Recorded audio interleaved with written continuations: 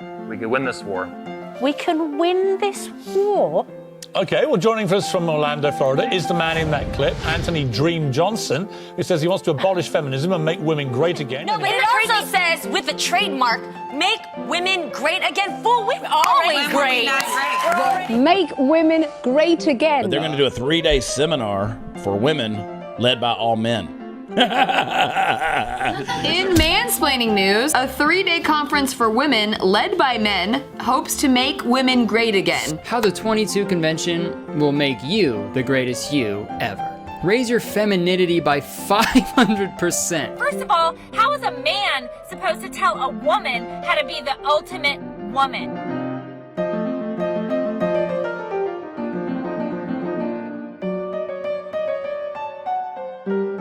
But women need to be taught how to be great again. Not my words. We do. Like how to land a husband, how to lose weight, how to pop out a bunch of kids. Why do men think they need to fix the problems of women? Well, it says the world's ultimate event for women. Yeah, Orlando, Florida, that's going to be the scene of the crime. It's mansplaining palooza, and say no to the toxic bullying feminist dogma. Taught by men to make women great again. Taking the stage now is the founder of the 22 convention. You're in for a treat, Mr. Anthony Dream Johnson. Anthony Dream Johnson. Anthony Dream Johnson. The first president of the manosphere. It's run by all men, which promises to, quote, make women great again. This course is guaranteed to raise your femininity by 500%. Together, we will make women great again. Excuse me, I'm mansplaining here. She said there's nothing radical. Boom! Welcome back to the 22 Convention, Make Women Great Again 2021 of Orlando, Florida, being held for its second time ever at the 15-year anniversary of 21 Studios and 21 Summit. Our next two speakers, one of them is actually a returning speaker to the 22 Convention from last year, gave an awesome speech called Make Women Wives Again. Love it. Go check it out on YouTube, our channel and his own, Elliot Hulse. And his wife is actually a new speaker to the event, and together today they've been doing Q&A. So you might have heard of the Brady Bunch, but now you're going to get to see the Hulse's bunch with Mr. and Mrs. Hulse. So without further ado, please let me welcome to the stage of the 22 Convention, Elliot Hulse and his beautiful wife, Colleen Hulse. Welcome. Yep, there you go. Thank you. Elliot, thank you. Thank you. Well, thank you for having us. And I'm very pleased to be here on the stage with my wife. And I'd like to provide some context for why a Q&A or a conversation with us might be unique. I am a YouTube celebrity, I guess you could say. A lot of people follow me for fitness, but as well as for life advice. And a lot of young men come to me with regard to challenges with the women in their lives. And some of the things that I say are quite challenging to the current paradigm of gynocentrism. And so when I give answers to the questions that aren't as savory as most women would appreciate, I get a lot of feedback or flack that sounds a lot like, what does your wife think of that, Elliot? She must have left you, or better yet, your wife must be an oppressed woman. All right? So of course none of that's true, but for us to be who we are and to have gotten where we are so that we have what I refer to as a traditional marriage and family, as traditional as you can get in this postmodern age, I'd like to just back up a few decades to where she and I met in high school. And so we have been together since we were 14 years old, dating through high school, dating through college, and then got married at age 22, started having children at age 23. She became a, had our children at home, so natural childbirth, home birthing, as well as nursing our children. Kind of rebellious, unique things in a day like this. Homeschooling our children is kind of a new thing that we're doing right now. And so we've had a successful marriage for a number of different reasons, one of which I believe is because we got together early and we avoided the promiscuous party ages that kind of destroy or as Lori Alexander says, fornication pollutes your future marriage bed. And so we were saved from that by the grace of God, as well as just how we relate to one another. And so last year I gave a talk titled Make Women Wives Again, and it was based on a question that I was given by a young lady who follows me that went a little something like, Elliot, what are some of the tips that you would give to young women that would allow them to be in a relationship like you are with your wife? And so if you bear with me for a moment, I'm just going to go over a few of the points that I made at that talk, and then I would love to open the conversation up for you to ask any questions or have a dialogue with us related to how this may be applicable in the lives of many. Because I believe that making marriage great again, making family great again, is paramount to making our world great again. So the question goes, hey, Elliot, I know your channel is geared towards men, albeit oftentimes where there's a great man, there's a great woman supporting him. What are the top 4 qualities you appreciate about your wife that young women as myself can grow and develop? Now, I've developed this into a blog post you can also go see, or you can just go to the 21 Convention YouTube channel and watch my talk, Make Wives Great Again. But briefly, number 1, Colleen appreciates when I make decisions. She likes to follow my lead. There's no oppressor-oppression going on. There's more of a respect and love. And in that way, and that dynamic, she appreciates when I step up and I don't act effeminate or choose to allow her or choose to make her make the big decisions. Number 2, Colleen never takes me for granted. It's very important. She even reminds our children to be grateful. Yesterday, they were coming home from a resort that they stayed at because we were in the area, and she FaceTimed me, and her and all the kids chimed in, thanks, Dad. Very important just to show that gratitude, and I appreciate that, and that's why I put it there. Colleen's content with little. We came from not much. We built ourselves up from the dust, and there has never been pressure or expectation to keep up with the Joneses. I've never felt that pressure from her, and that has been great. And then number 4, Colleen never becomes hysterical or argues with me, even if I'm wrong. And it doesn't mean she doesn't hold me accountable, but she doesn't put a chain around my neck or hold it over my head like we've seen so many other couples and their wives do. Do you have anything that you would like to add to that? Or maybe even add to the conversation of what has allowed our relationship to flourish?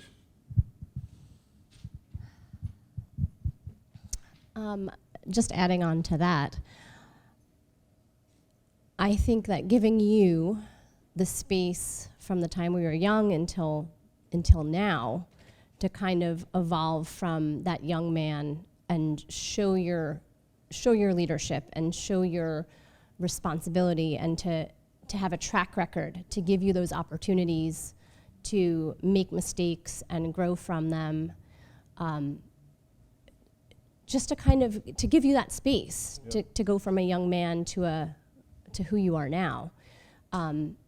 I've seen in a lot of relationships women that kind of hold their men back, and they do put that chain on them and try to control them. And I have seen how giving you space is much more resourceful for our marriage, for our family, for our future, to kind of evolve. That's been super helpful for us. Well, what's unique is that we've been children together, we were teenagers together, young adults together, middle adults together, and hopefully grandparents sometime soon. Not too soon. Yeah. So we'd love to open this up to you guys to help us facilitate this conversation if you had any questions or concerns, input. Mm-hmm. Yes? Yeah, there's a microphone right back there.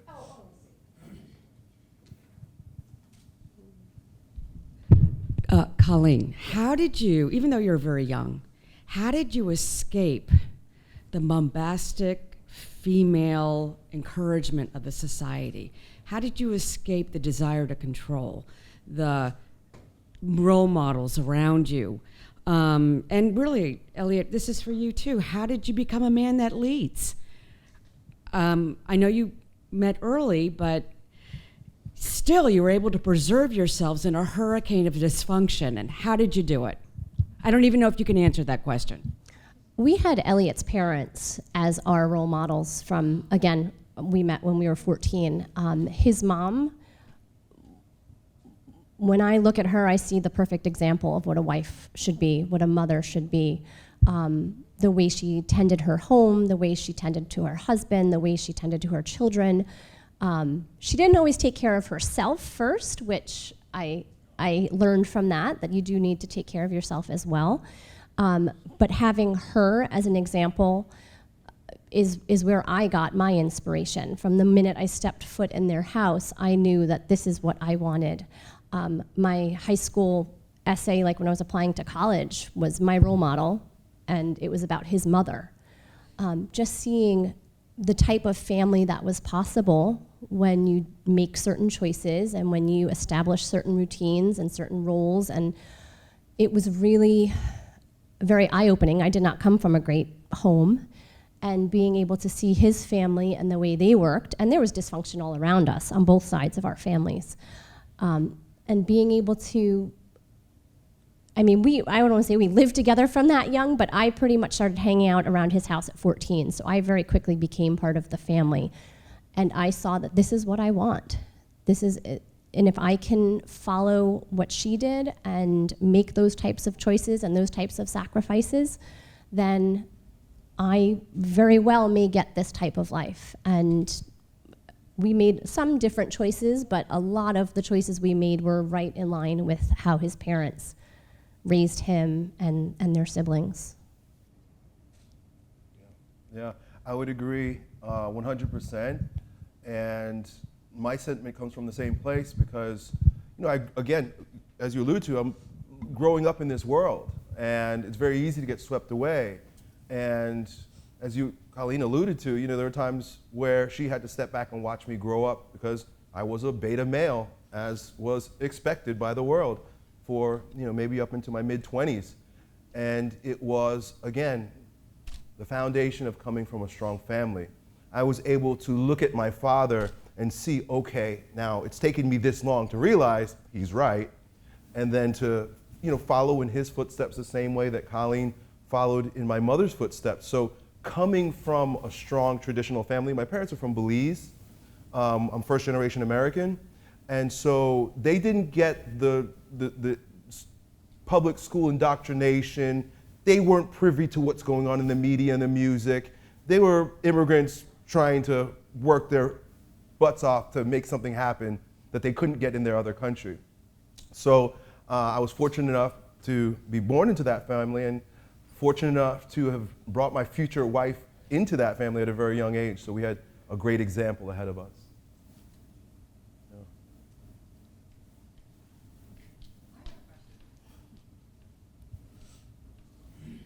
You alluded earlier to sacrifices that you had to make for your family and for yourself as a couple.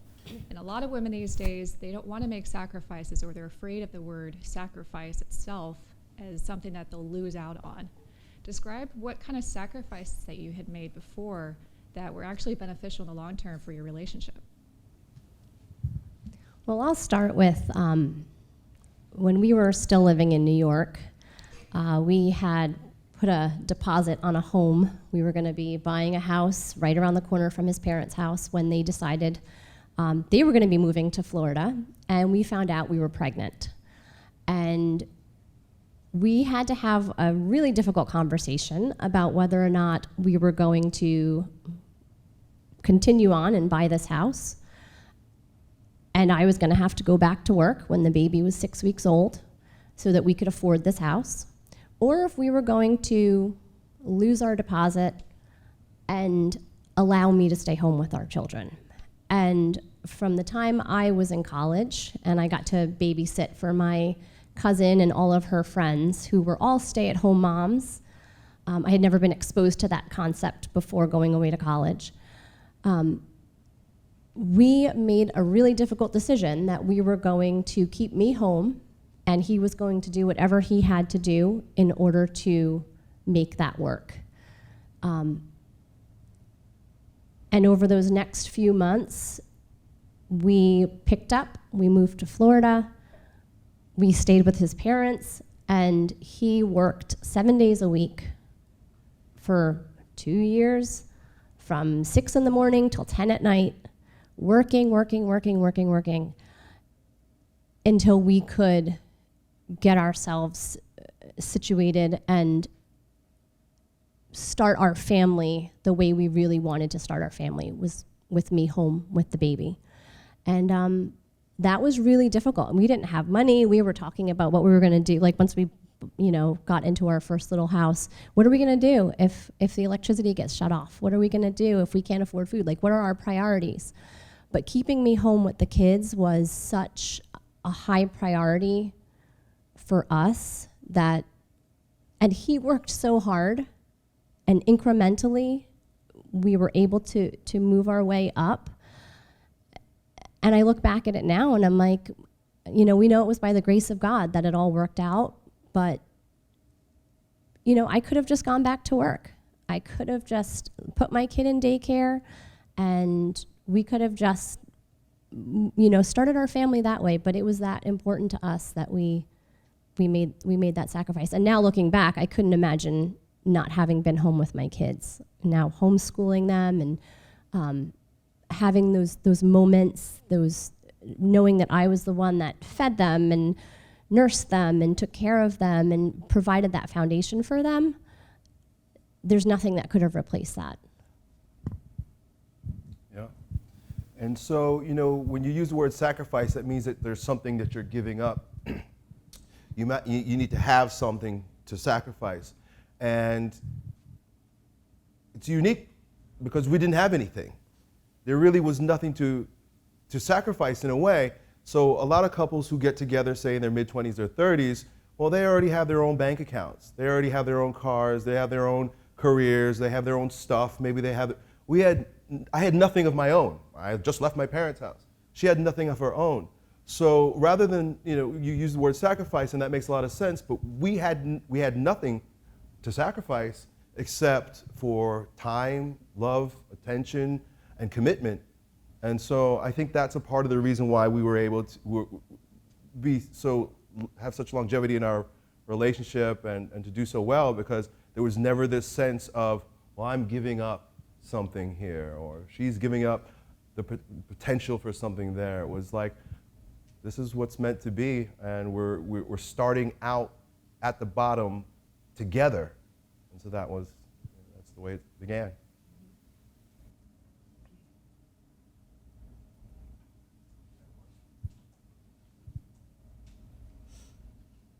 I had a similar experience when I was young. In my early 20s, my father was the dumbest person I'd ever met, and by the time I was 40, I couldn't believe how smart he'd gotten. Yeah. And one of the things he told me was, you need to be free to make mistakes and learn from them. Yeah, he said there are 3 kinds of people: people that can learn from others, people that have to learn for themselves, and people that can't learn at all. Right? He's like, be the first 2 at least, right? I've seen a lot of men in marriages where their wives don't let them make mistakes, and they have interpreted leadership to mean you never err. Right. So that if you ever err, then you have no right to leadership. Right. Right? Can you discuss kind of how you dealt with that in your marriage, and what advice you might give to young couples about that? Well, I think that's more for her because I make errors. He makes errors. For me, I always go back to the fact that I am his wife, not his mother. My job is not to teach him. My job is not to discipline him. My job is not to, slap him on the wrist when he does something wrong or makes an incorrect choice or a bad decision. My job is to support him, to encourage him,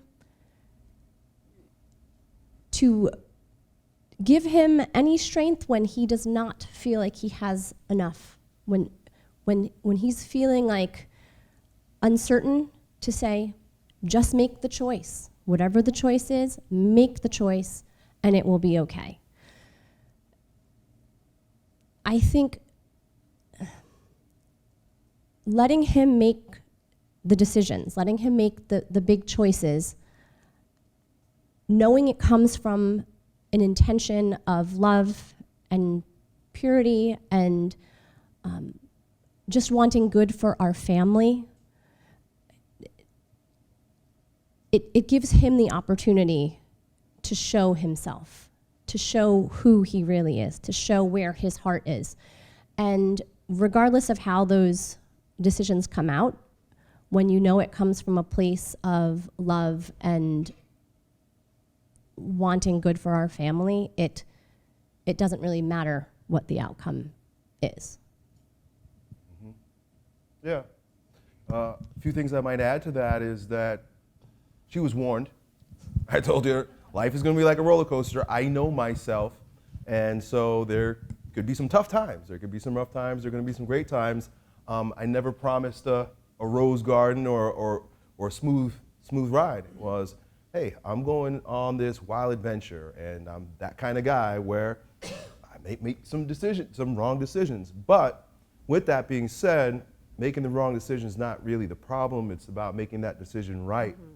There have been a lot of times where, maybe I'm steering the ship and it's not going exactly where we're supposed to go, and it's just a matter of, okay, I admit, I repent, I'm wrong, let's turn things. But one thing for sure is she'll never rub it in my face or say I told you so or insist. She'll just quietly yield to my steering of the ship, and then even if I have to admit you were right and I gotta turn around, still zip. Just keeps it cool, keeps it quiet, and that gives me courage. That gives me courage to continue to make bold decisions even if they don't turn out right, and the opportunity to rack up a good track record, right? Like if you never give someone the freedom to have a track record, or you give them that one time and it's not perfect, how could you expect that person to grow and to flourish and to lead? So those are some of the things that I would add to that. Every opportunity is there to show your strength, to show your courage, to show your right thinking, and each time you make a decision based on the goodness of our family, we wind up going in the right direction. Mm-hmm. Yeah. Sure. Great. Thank you.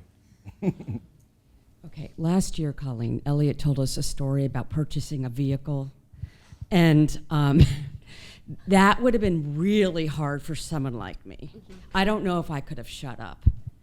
How, literally, can you take us through the nuts and bolts of the agony of a man wanting something that seems silly? I'm sorry, Elliot. Whatever. I remember sitting on the couch in our old kitchen and him making the purchase, because you just buy the car online. And it was a Tesla X, and it was a lot of money that I didn't think we should be spending. But I know how hard he worked over the 25 years, I guess, at that point we had been together. And he doesn't spend frivolously on anything. He does not spend frivolously on clothes or shoes or events, sports, nothing. And we had just gotten a full home solar system. So everything in our home was run by the sun. And he wanted this Tesla. And although it did not make any sense to me, it gave me such joy to see how giddy he was when he got his Tesla and he plugged it into the charger, and we knew the sun was fueling this car, and he was giddy. And I don't really get to see him giddy very often. So for me, just seeing how giddy he was and even making the purchase, it does not happen often. So for me, just getting to see that joy in him, and we had it for a year and then we sold it because it was a silly purchase, but it was worth it to see how giddy he got. I would add that I think Colleen put more miles on that car than I did. He let me drive it because I was driving the kids at that point to school. Probably 2 hours a day I was driving, and he was working from home at that point. So I was driving the car all over everywhere. So I enjoyed driving it. Yeah. She looked awesome in it. I made it this color, right? So I got it plaster covered. I put this on it. And then on Christmas, I put a big red nose and reindeer ears on it. Yeah. And she got to drive around St. Pete, dropping the kids off at school. I'm like, look at my wife in my clown car. This is awesome. It was fast and fun, but. Yeah. Yeah. And again, letting him see how silly that was on his own terms. Yeah. If I would have from the beginning said, that's a bad choice, don't do it, don't do You it. And didn't then say anything. Yeah, I didn't say anything. I Zero. think one time I said, I don't know if that's a good idea. I mean, we could be doing so much more with that money. And I think that's all I said. And I think that was the day you just pressed purchase. And I think you learned your own lesson. I mean, it was fun, it was interesting, but I just let him learn his own lesson. Yeah, I don't think that's unique to me. That's probably unique to all men. Like, you're not going to teach me a lesson. I'm not your mother. You're not going to teach me a lesson. I'm actually going to resist if you try to teach me a lesson. You got to give me room to mess up. That's just been the way I am in my entire life, and she seems to, you know me. Yeah. You know, so that's why it works. I know you also resist authority. So if there was some kind of Whoa, not authority coming from your wife, you'd resist. Yeah.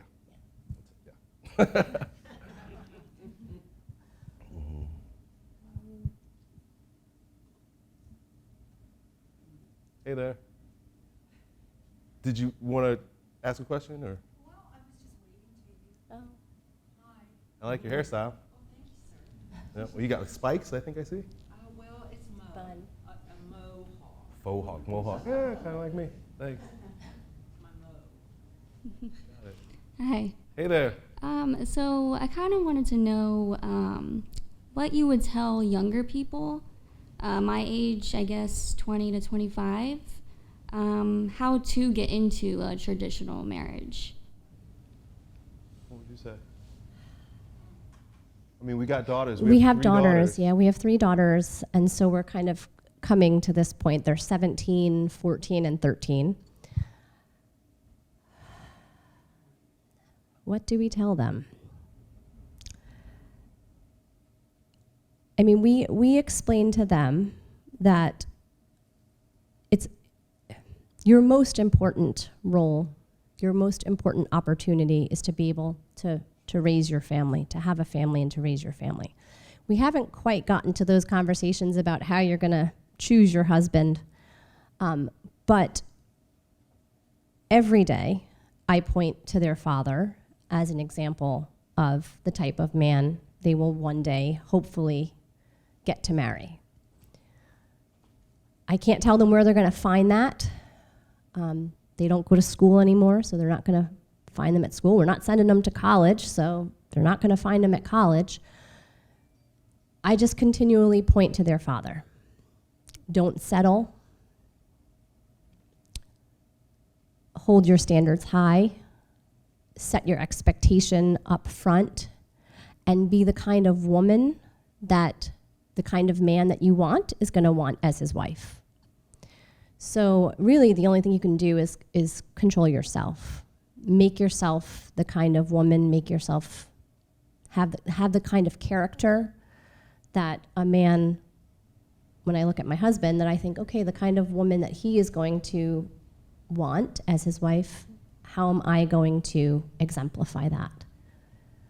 And he does a really great job at pointing to me for how they should behave, for how they should grow, for how they should think, for how they should engage with the world.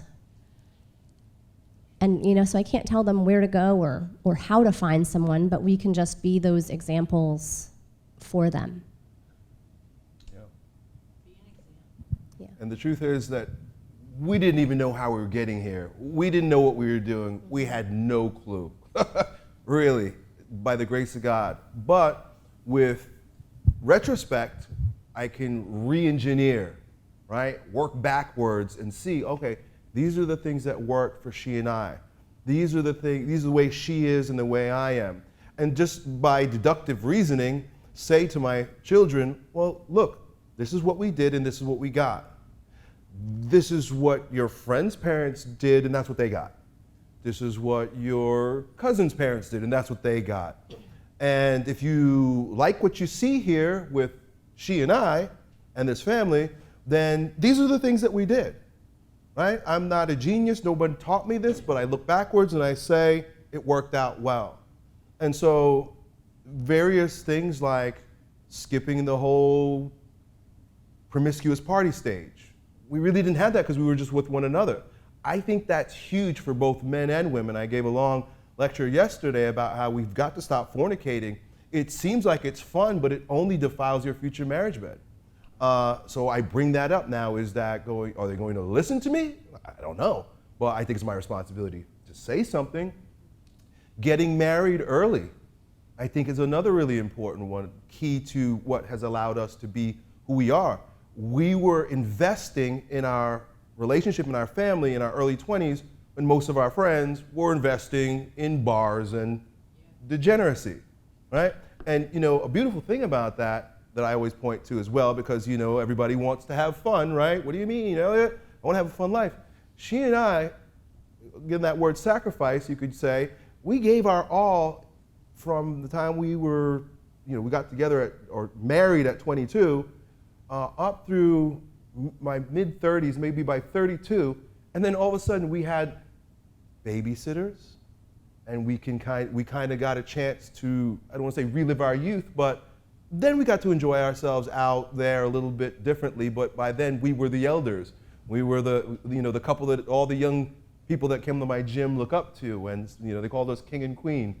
And so it was a lot of fun. We didn't miss out on anything. In fact, I think it was better this way, because if I were young and I were single, I probably would have done far dumber things than being an adult, being married, having a family, and then going out and enjoying myself out there with her. Some other things that I think were important is that I don't understand the sterile relationship. I don't understand marriage without family. To me, it doesn't really make sense. And these people who they wait and they wait and they wait and they wait. They wait to get married. It's like, you've been together, living together for 7 years. Then they wait to have kids. And I think that is a prolongation of immaturity. We were forced to grow up and start acting like adults at 23 years old because, well, I got a family. I got a wife, and she's got babies to tend to. So I think that's another thing that was instrumental to our relationship, and I can potentially use as guidance for my children. But once again, I don't know. Mm-hmm. Thank you. I find you to be very manly. You find me to be manly? Manly. You're very manly. Mm-hmm. And there are they who are out there who have no idea what being a man is about. They don't. So, you use the phrase, in the grace of God.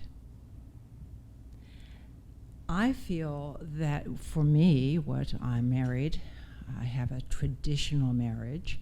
I haven't worked since I got married. I have never had a maternal drive. I never wanted kids. I think that's okay. Was I all about career? Yeah. But I also didn't have some women have this insatiable, have to have a baby. For me, I never felt it. So, anyway, as I said to you, I do have a traditional marriage. Mm-hmm. My husband travels internationally all the time. And so I am by myself a lot. I am. But I also want for when Doug comes home, nothing's changed. He's been gone 6 weeks. I had to learn that.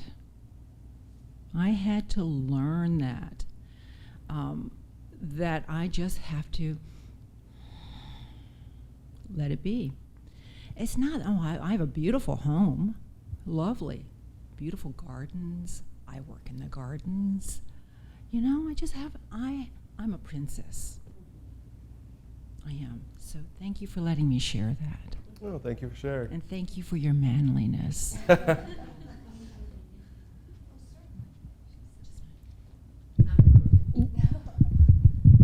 I don't mean to make noise.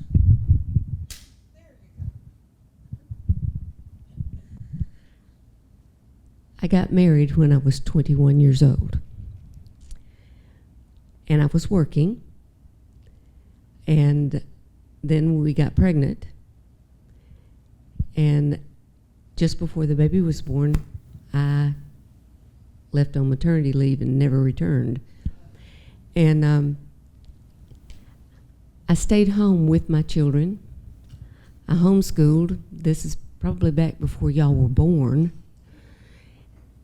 And I have lived with my same husband for 50 years this last October 1st. God bless. That's amazing. He came home one day. I had 2 little kids, both in school. By the way, in public school, all my youngest got was lice 3 times. So we quit doing that and homeschooled our children after we went on the road. My husband came home and he goes, I'm quitting the company and we're selling this house. We had just finished renovating it, hadn't even had my first meal in my new dining room. It was like, we ate Kentucky Fried Chicken as we were packing. And he moved me with no home to go to from Georgia to Phoenix. And my friends said, he just came home and said, we're moving? The house is for sale? Yeah, he's the man. And that's what he wanted to do with his career. And he kept us up. I didn't work outside the home. I was a stay-at-home mom. And that's where a woman has to be. Are you willing to follow him to the ends of the earth if that's where he wants to go? Because he has worked in other countries. And you have to be willing to go wherever he went into contract engineering. No, you have no job security, period. They can say, we don't need you tomorrow, don't come in. And he calls home and he says, honey, grease the hitch, because you're living in a mobile home, living in an RV, or we made the mistake of buying a house the first time. And then we went to living in an RV, and we traveled the country. My kids grew up without a swing set, but they grew up touching the Liberty Bell instead of reading about it. They grew up going all over this country. They have traveled the world. And you can't know what great things are going to happen to you if you just shut up and let the man lead. Amen. Yes. Amen. Yes. Thank you. Yeah. I guess I would add to the conversation about, what are some of the elements that has allowed us to work is, and advice to my daughters and children are that it's better for their mom not to work outside the home. I see absolutely no advantage for her to be working for another man, being a tax slave for the government, and then outsourcing the care of our children. It actually is mind-blowing to me that anybody would do that. And that's one of the pieces that I hold dear when speaking with particularly my daughters. I don't want them to have to suffer, but I wish for them to have the same faith that you've had in your husband and that she's had in me. I'm sorry to monopolize here, but I'm so curious by you, Colleen. I can't stand it because I drank the Kool-Aid and did the career thing and barely, thank God, got me married at 43. So I'm untying a lot of whatever. But how do you protect yourself from the myth of the glory of a career? How do you stay focused, or is it not even a temptation? It's not even a temptation. For me, as I went away to college and I started babysitting for my cousin and all of her stay-at-home mom friends. And that kind of opened my eyes. And I finished my college career, and I went off and I got my master's, and I got pregnant, and I said, I don't ever want to go back to work. I got pregnant my second week teaching middle school. I put in my resignation, and I never looked back. I see my value in what I can provide for my husband, for my children, for my home, for my community. I don't feel my value would be increased. I don't feel like my confidence or my who I am would be impacted positively at all should I decide to go back to teaching or go into nursing or go finding a career path working outside the home. I do find fulfilling that once our children were old enough that they were a little bit more self-sufficient, that I could help my husband in our businesses. So being able to take on some responsibilities as an event planner for some of our camps, or customer service, or answering emails. And then I get to be a part of what he's doing. I got to see even more in depth what his vision was. You know, for a long time, he was in the business and I was with the family. And it was, we were kind of walking parallel lives in the beginning when our family first started. But as I was able to get more involved in the business, and now he's even helping with the homeschooling and doing, Bible and PE with the homeschooling, our paths have kind of merged. And that's where I find we have the most value, where I have the most value, where I feel like I'm able to give my most. If I was working outside the home, my heart wouldn't be in it. When I am working inside my home with my family, it's seamless, it's easy. I don't want to say it's easy. It's not always easy, but it's a pleasure. It's a pleasure.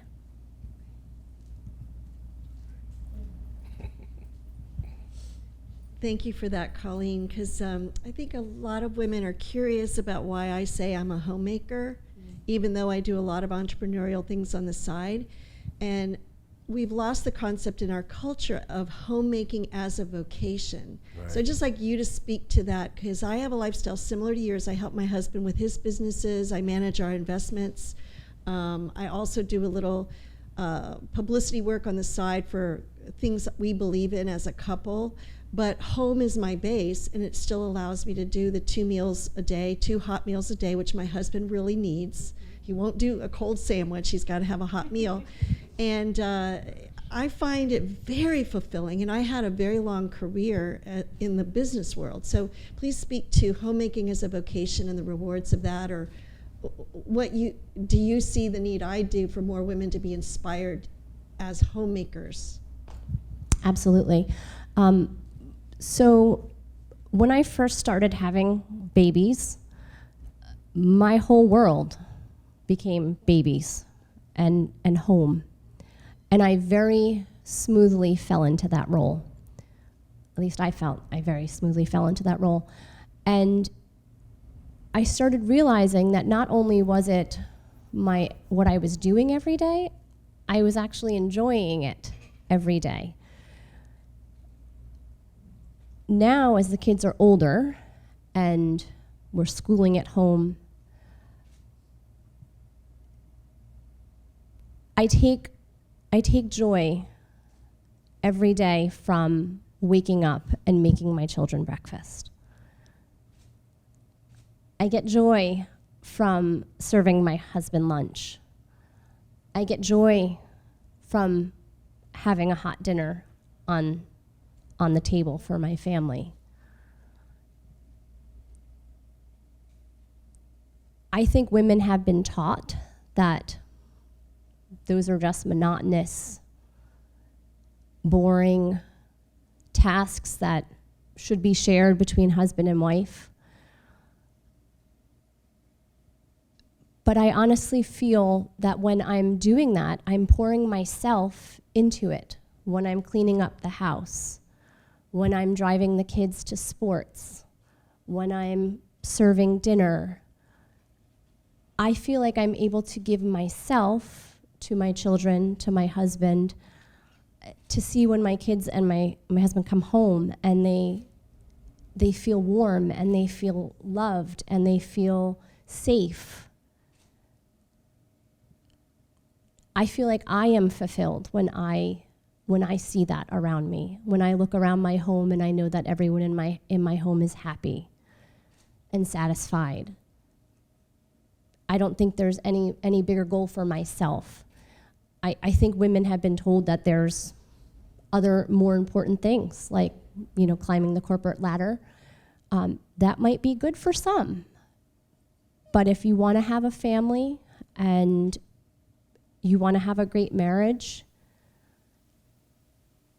there's certain things you can do that are gonna get you there and get you there happily.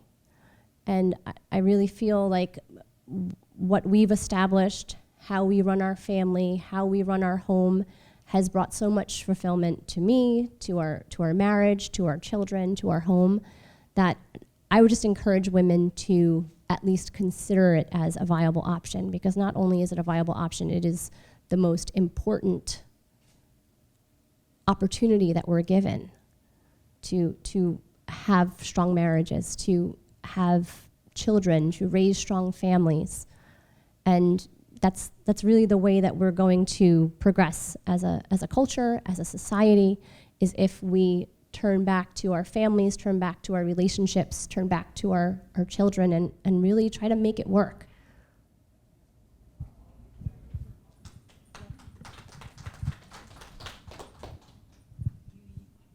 Hello. You use the word fulfilled. Oh, who doesn't want to be fulfilled? Some women find it in a career. I think that that would be very challenging spiritually for me. But some thrive through that. You have been able to thrive through your commitment to your family. And it's a beautiful commitment. But also earlier, as I said, you used the word by the grace of God. I truly feel that you have been graced by God, and I'm hoping everyone will come to a point in their lives where they understand, and God is different for so many people. But I find a power, and I just want to feel that power. So, you know, amen. Mm-hmm.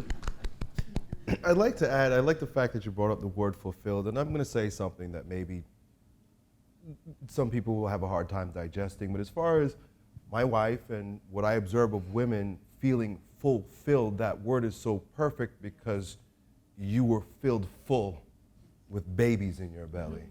And so I think for women, again, I'm not one, but I can see how her life is, that a mental fulfillment, meaning maybe I'm attacking the world and I'm making big things happen through my head, or even an emotional fulfillment that, you know, this man caters to me and loves me, I don't think is complete without physical fulfillment.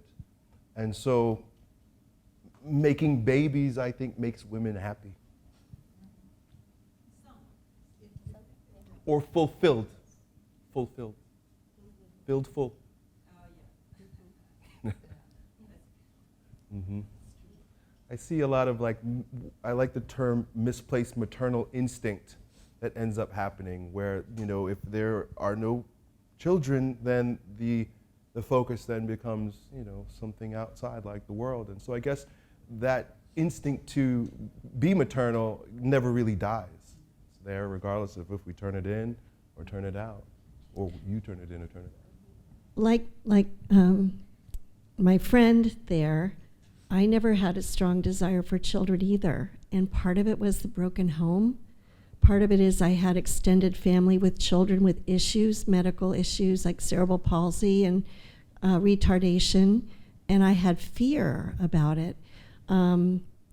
It's a big regret in my life that I didn't know more about natural childbirth and pain-free childbirth and things like that, because I built the fear up so much that I lost that natural drive to have children. So I just want to share this for other women out there like us that decided early on that's not for me. Now I view the work I do for the community, you know, my mission field, what have you, as caring for all children of the world, because I did make a mistake making that decision. But I do know it came from a broken place, a broken family that I was raised in, where I didn't know if I could ever trust a husband to stay or a marriage to work. And I never wanted to be a single mom. You know, I just had issues around this. And feminism has actually promoted this attitude amongst women. They've made it feel optional to have children. And of course, the whole contraception mentality is about making children a choice, not a part of nature. And when I got engaged to my husband, I said, "Do you want to have children?" He said, "It's just a part of life." And I received that from him. And our first year, we did try to have children, but it was too late for me. I had to have my ovaries removed a year after marriage, and it was no longer possible. So I have made peace with that wrong choice, but I appreciate you sharing that it is normal and natural, and it is a very valuable part of a woman's life. And I don't have envy for my friends, but I have appreciation for my friends that have that wonderful aspect of their life. I think it's a beautiful thing. Thank you for sharing that, because I think it's so important for older women, matriarchs, if you will, to say that to the younger girls, because there's been a subversion of their sexuality, and it oftentimes comes at the hands of their mothers and grandmothers, telling them, you know, go and do your thing, don't believe in or trust in any man, and wait until you can, you know, your eggs are about to rise. I don't know what it is, but there's this feminist tendency to tell the girls to be strong and independent, as if that's somehow going to make their lives better, rather than, hey, it's great to be a wife and a mother and have the home be your vocation. Thank you for sharing that, so that we could stop the cycle. With the world as it is now, babies being born now, look at the controversy. We have all had controversies, but this is, because of technology, I feel, so much more intense, immediate. How many 5-year-old children have you seen with their heads down, looking at their phones? 5 years old. This is how and what they are learning.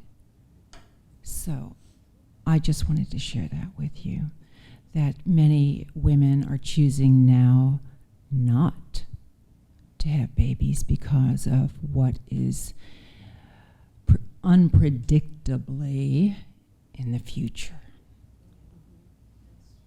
Mm-hmm. Yep. We can allow fear to guide our decisions for sure, but then we can also have faith and hope that our children can be beacons of light in a world that's growing darker. We're not perfect parents, and we do make mistakes, but as has been with our relationship, we believe that if the intention is right and is there, that some fruit will be yielded, right? But only time will tell, so I gotta be brave. I'm just going to say that feminism starts with a given that what you're doing out in the world, trying to become a CEO or an important job, is more important than what is in the house. That is untrue to begin with, whether there's kids or not kids. It's the building of relationships, the making of beauty. If it's just bringing, putting flowers on the table, yes. Creating food, cooking, nurturing people, whether they're old or young. The giving of the heart is every bit as important as, rising to power or whatever it is. Right. And that's what the feminists miss. And, I do work on a website called Feminist Fallacy, and I just ask you to check it out and see what's there. Yeah, thank you. Are you one of our speakers this evening? No. Okay, well, thank you. I do want to make a comment for the future audience that may see this, that I drank the Kool-Aid completely. I was told to be a superstar, and there's 5 sisters, and we all did it. But my thing is, I did not know until I went to this conference last year that a geriatric pregnancy is 35. I literally believed when I married at 43 that because I saw Hollywood people conceiving and birthing, that it wasn't a problem. So when it didn't happen for me, I called all my friends. I said, I know this may be offensive. Drop everything you're doing and get pregnant. And they did. I said, don't make this mistake. Yeah. You need to get pregnant. Oh, I love it. Make women pregnant again. Yeah. I just want to thank you guys for being here. I'm gonna cry, but I was like that too. I, at 24, got married to a beta, beyond beta, and I controlled everything he did, and I said jump, he said how high, and 2 years later I was like, all right, this is stupid, I'm gonna leave. Did my own thing for a couple years, completely messed myself up, and then met this bearded redneck in Walmart shorts, and completely my opposite. And for 7 years, it's been a struggle for me to relax and become a woman and calm down. And when I started following you, I was like, here we go. Here comes this crazy, I don't know even what to call you, but now amazing. But I was like, great, here we go. I'm just gonna listen and follow along. And I was like, this man is insane. He is aggressive. He is everything that I'm not used to. Yes. But now I want to thank you because I am now married to an amazing man because of people like you. So thank you so much. You're Ike's wife? That's awesome. Thank you for sharing that. If I could just kind of speak to that, I often hear women say, like, how do you yield so easily? How do you just give in to the feminine and let your man lead? How do you, they use the word submit, how do you just step back and let him lead? And I say, well, for me, that's my natural tendency. For me, it's very natural and easy for me to step back and let him lead. But I liken it to the fact of the same way there are many women that are like these career-driven alpha women that are strong and independent. It would be really, really difficult for me to do that. It's really, really difficult for me to be up here on stage speaking in front of people. That is not my nature. And so the same way it takes time to practice being strong and kind of, making choices and kind of trying that out is the same way that it takes time and practice to yield into your femininity for some women. And I think it's okay. I think it's okay that there are different types of women, the women that are easily led and women that are more like leaders. But I think it takes practice in both directions, that if you are more of a leader and more of a strong type woman, give yourself grace, give yourself time, be patient with yourself, and just practice it and enjoy the experience of allowing a good man to lead you.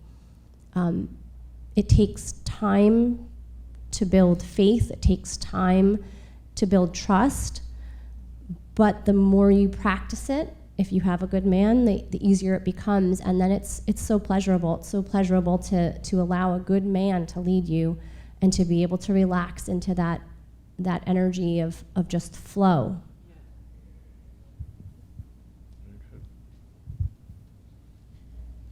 I too am a divorced woman. I married my husband at the age of 47. We will be married 18 years this coming Monday. He talked to him yesterday, said that he is driving to Germany on Sunday. He's not here. That's okay. I've been through, I just have to accept situations. And I think that that is something that some women have difficulty in allowing the man to be the leader, is to just say, I accept. Women have a hard time accepting sometimes, I feel. Now, Jean is who I married, French, Canadian.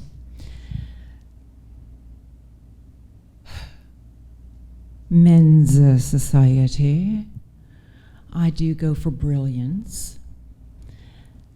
And, but you know what? It was a different culture. A different culture. Yes, I was in Montreal. Lovely, beautiful place. I had, I was very fortunate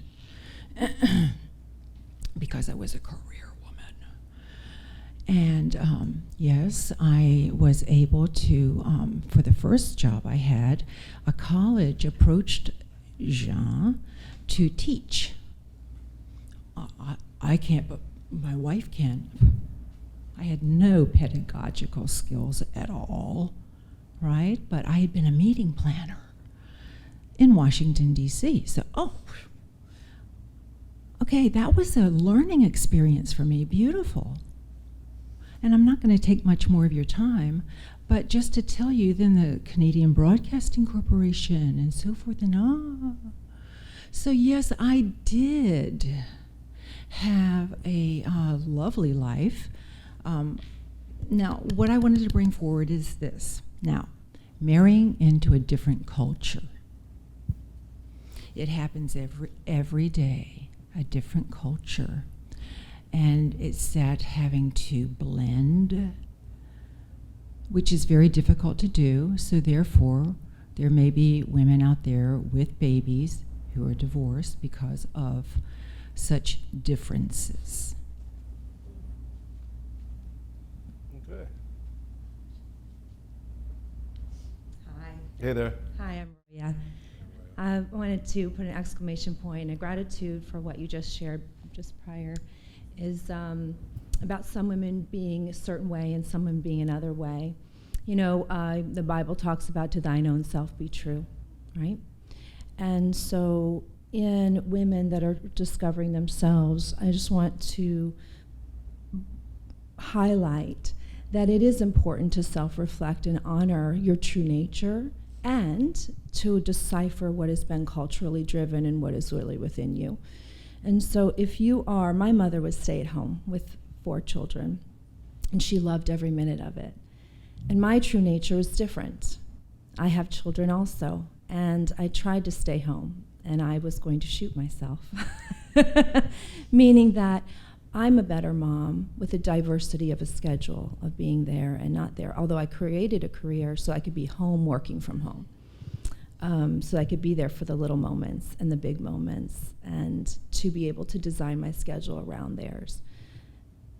There are some women that can't have children, and the last thing I want them to hear in this message is if you aren't able to, then something has been lost in your life. And I don't think that's your message. But I want to just highlight that if you can't have children and something happens, you can still have a beautiful space to give and birth in different ways, and maybe adopt and maybe not. I agree. But there are a lot of places to give and mother. Mm-hmm. And as far as submission and control, for a woman, when she is awakened to the masculine energy, and a masculine is awakened to secure masculine energy, I would hope that he highlights understanding that leadership has to be earned and not automatically given. The trust has to be established. And when a woman decides to submit, it's a gift. And when she doesn't, if she feels an anxiousness in her body and she's doing it anyway, that means you're being controlled because you're doing it against your will. But if you are going, wow, yes, please do that, that's submission. And there's a difference. She says that a lot.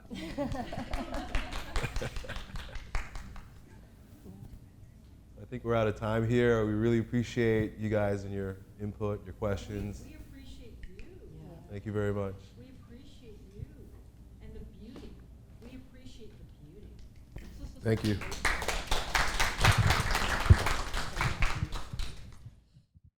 We could win this war. We can win this war. Okay, well, joining us from Orlando, Florida, is the man in that clip, Anthony Dream Johnson, who says he wants to abolish feminism and make women great again. No, but it also says, with a trademark, make women great again. For women, always great. Make women great again. But they're going to do a 3-day seminar for women led by all men. In mansplaining news, a 3-day conference for women led by men hopes to make women great again. How the 22 convention will make you the greatest you ever. Raise your femininity by 500%. First of all, how is a man supposed to tell a woman how to be the ultimate woman?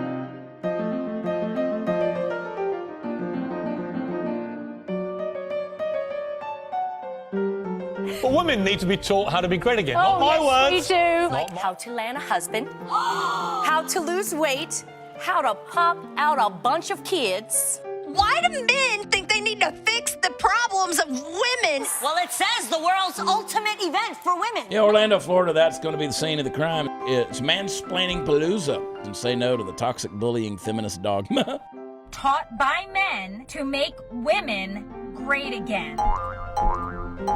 Taking the stage now is the founder of the 22 convention. You're in for a treat, Mr. Anthony Dream Johnson. Anthony Dream Johnson. Anthony Dream Johnson. The first president of the manosphere. It's run by all men, which promises to, quote, make women great again. This course is guaranteed to raise your femininity by 500%. Together, we will make women great again. Excuse me, I'm mansplaining here. She said there's nothing radical.